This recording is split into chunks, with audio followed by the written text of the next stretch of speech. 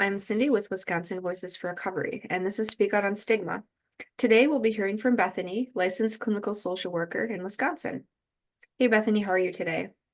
I'm fantastic. How are you? Great, I'm good, thank you. So tell me, how does stigma harm people seeking or in recovery? Stigma can really have a twofold impact on people seeking recovery. I always think of it as like the internal repercussions and the external factors of stigma. So oftentimes internally, stigma can increase the shame or fear that people feel when they feel like they're ready to access help, ready to reach out and get support. It can be more difficult for them to take that really big embrace if they're afraid of what society and others' perception will be of them. And then, as far as the external repercussions of stigma, it's really difficult when people are ready to get help.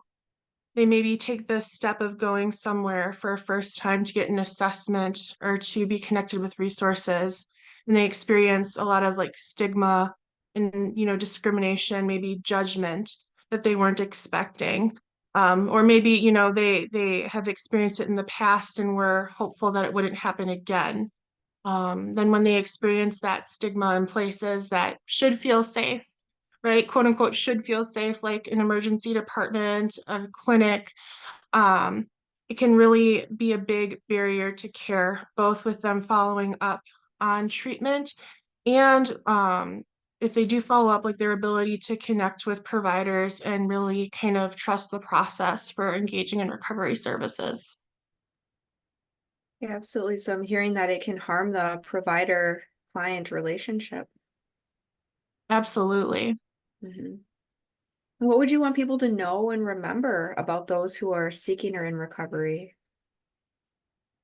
My hope is that everyone who encounters people who are in recovery or about to enter into recovery, that they remember that this is a person who's suffering from a disease that there is a treatment for, and that treatment needs to be, and the person deserves to have access to treatment that is compassionate, meets them where they're at, and then believes in their ability to recover, and is able to hold the hope for their future, and what their future can look like as a person in recovery, a person in long-term recovery, maybe before they've gotten to that place or before they've been able to access that hope for themselves.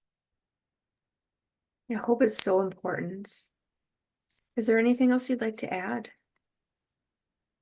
I would just like to add that, um, it's often said that connection is the enemy of addiction, and stigma really interferes with our ability to connect with folks. So, if we believe in recovery, if we want recovery in our communities, our ability to reflect on the stigma within ourselves, ask that part of ourselves to step back, get supervision, support, consultation, like work with ourselves to be able to more understand what people in recovery are experiencing and what the research is about recovery. It's possible for people to recover.